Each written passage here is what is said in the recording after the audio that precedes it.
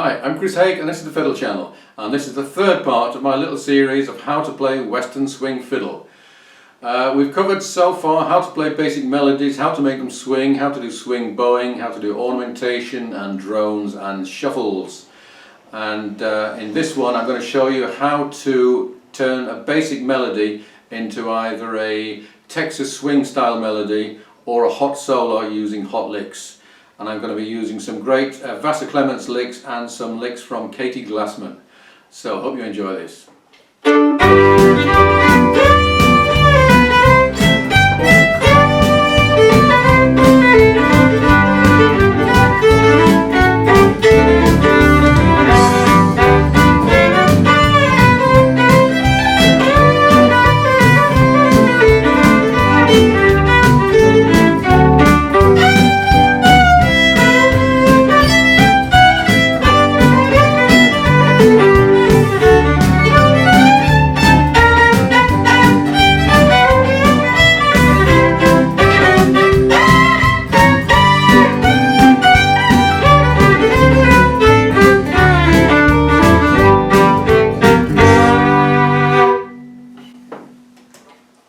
So we're using the tune called Redwing.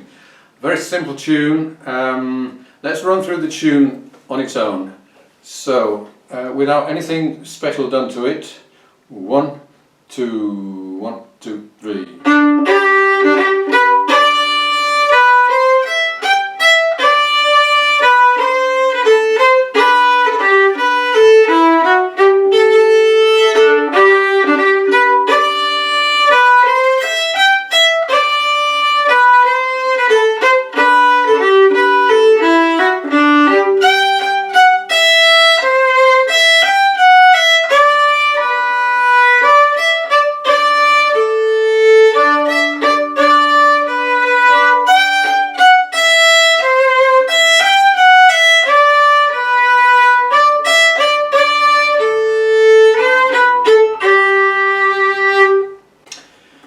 Let's hear the same thing but with the chords.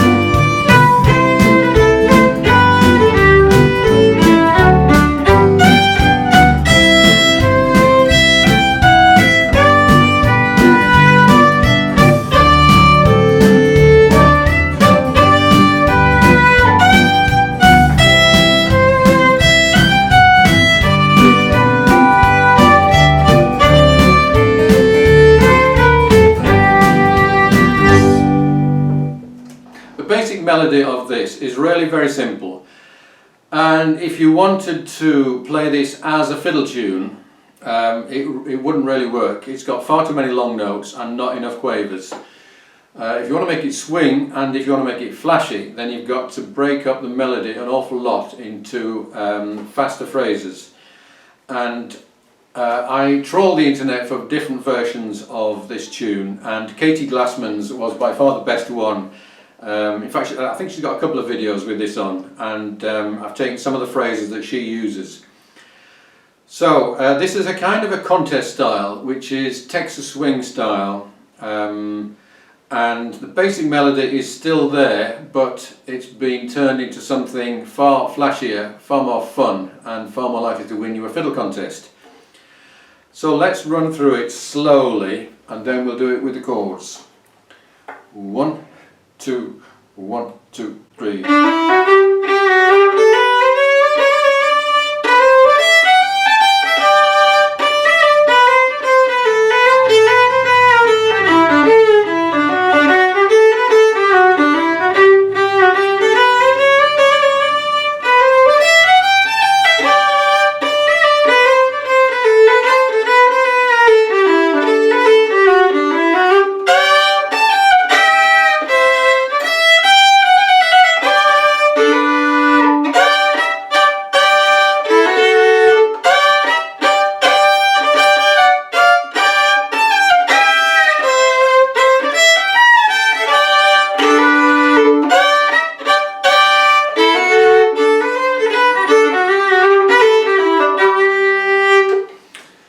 said slowly, I think we probably need to go through that a bit more slowly still.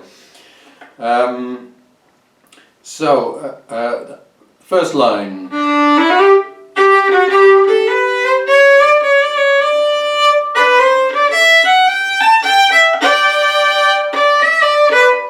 So this has got that harmony, which is a blue. I always think of that as a bluegrass harmony. Second finger over third finger, and then next line.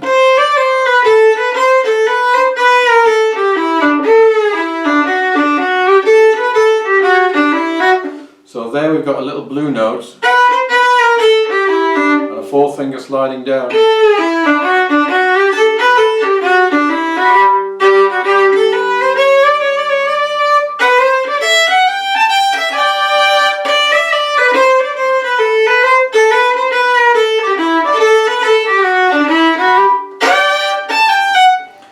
Now here's where it gets tricky, beginning of the second half, second finger over fourth finger, and that's a big stretch,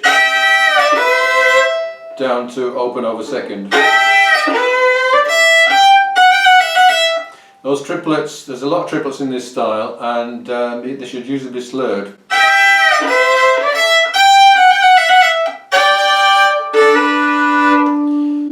Another tricky phrase, 2 over 3, 2 over 4.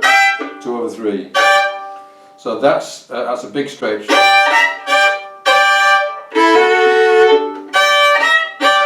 And then here's 2 tricky bars. So that's 2 over 3, 1 over 3. Leave your third where it is and bring your first finger down. Second finger back on. And then 2 over 4 again.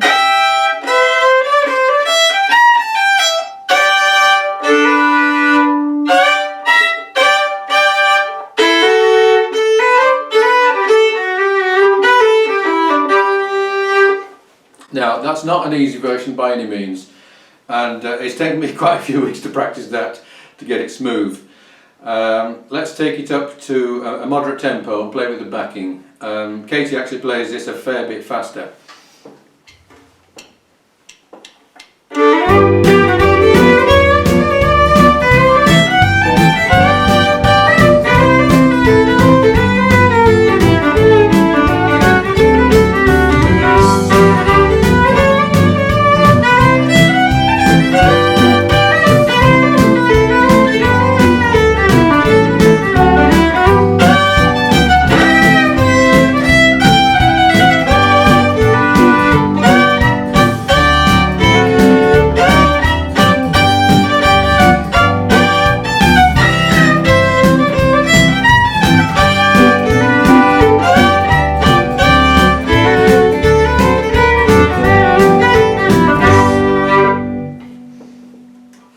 Now my advice with anything like this, where there are some really tricky bits, is don't let one tricky bit stop you from playing the whole tune. Find a way around it. So if there's something that you can't do, split it into 2. One is you're going to spend a month learning how to do it. The other thing is you're going to find a simple way to do it so that you can play this tune now. So never let one bit of a tune stop you from playing that tune. It's not like classical music where you have to play every note. This is something where you have a lot of freedom as to how you approach it. Now we're going to move on to a solo with hot licks, and there's a lot of tricky stuff in here, but a lot of very rewarding stuff. And most of these licks are just 1 bar or 2 bars long and are pretty well usable in a lot of different tunes. So if there's even only one lick that you learn from this, it'll be worthwhile, because that lick can be taken out and used in any old Western swing tune that you like, just by transposing to a different key. So again, I got a lot of these from Katie Glassman. Some are from Vassar, Clements, and some are from, I kind of made them up myself. But yes, there's a lot of good stuff here. So I think I will play through the solo once, just to give you a flavour of how it should flow together, and then we'll slow it down and play them phrase by phrase.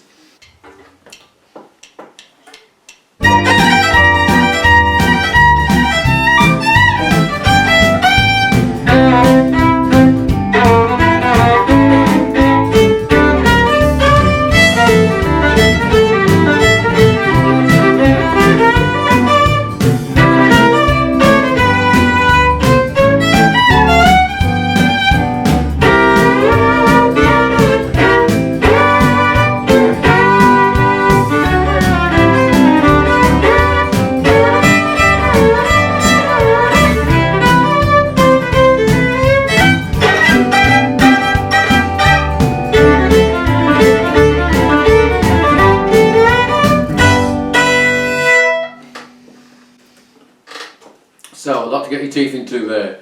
Let's start with number 1, which starts with a B flat, which is the blue note of the G major scale.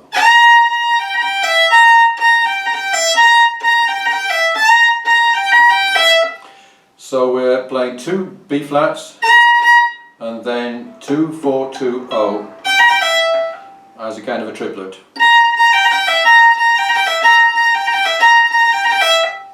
And that's going to work over any of the G chords. Then we've got a little chromatic thing. So if you start with your second finger on the B, bring your first finger up next to it, and then go up to the C.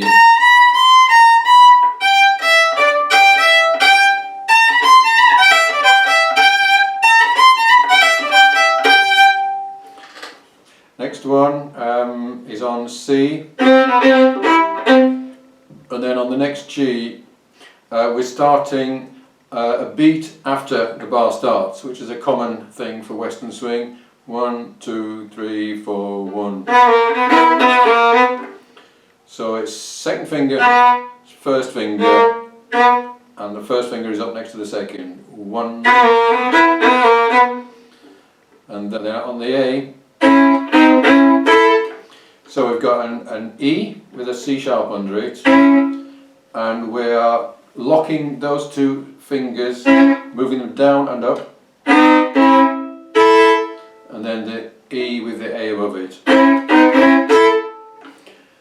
For the D chord we've got,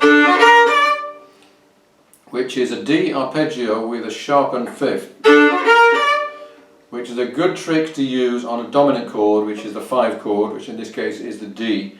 Where that comes at the end of a line or phrase, then that B flat just kind of accentuates that chord.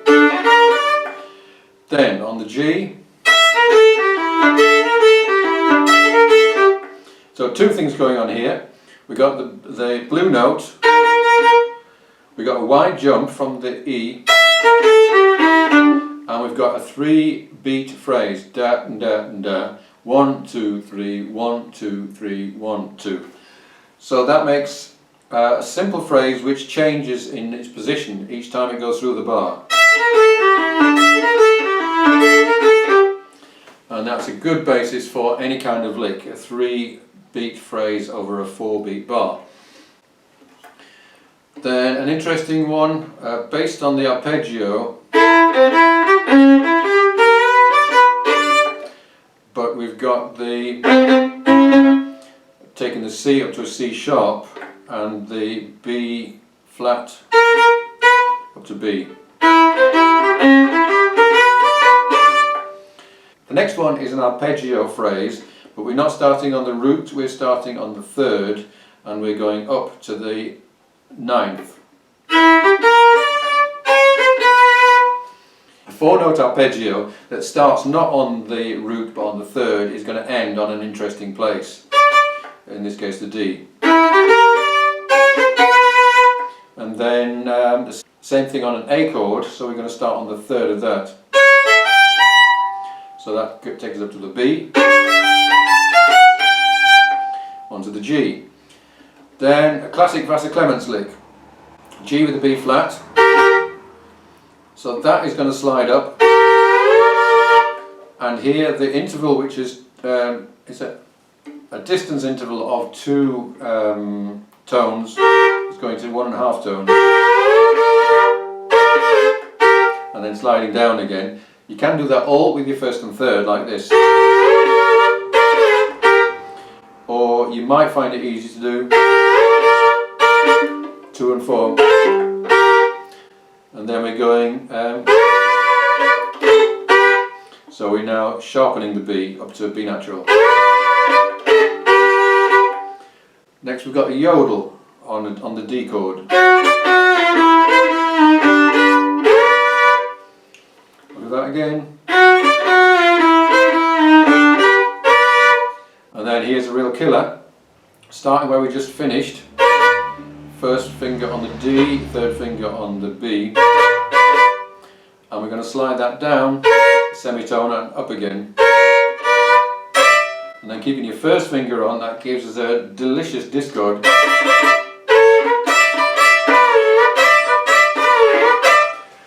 And this is another 1, 2, 3, 1, 2, 3. And your bow is rocking up and down. This is the kind of lick that it would probably take you 10 years to discover on your own, or to make up on your own. But as soon as you hear someone else doing that, you should think, yes, I can do that, I'm going to do that. Next one, another arpeggio starting on the third of the C. And then moving up to the G. And then this is a G with an E under it, which is the 6th of the G, and a good Western swing harmony. Da da da da da da da da da, down at the heel, and then another 3-beat phrase, and we're using the flat third of the D, and finishing off with again the G6 harmony.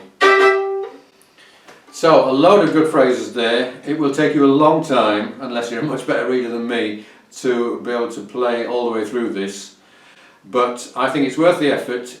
Some of these licks are just kind of fillers, but there's a lot of them that jump out and say learn me, and you can try those licks on both of the 2 Western swing tunes that we've done previously, and you'll find that by transposing or bending them in some way, you'll be able to make them work. So I hope you enjoyed this. You will see that there's a massive amount of fun and challenge to be had from Western swing, and you never know, you may be able to join a Western swing band. And I'm still waiting for the call from Asleep at the Wheel. I'll probably wait for the rest of my life, but never mind, one day it may come. So we'll finish off with a once more through these hot licks. See you again soon.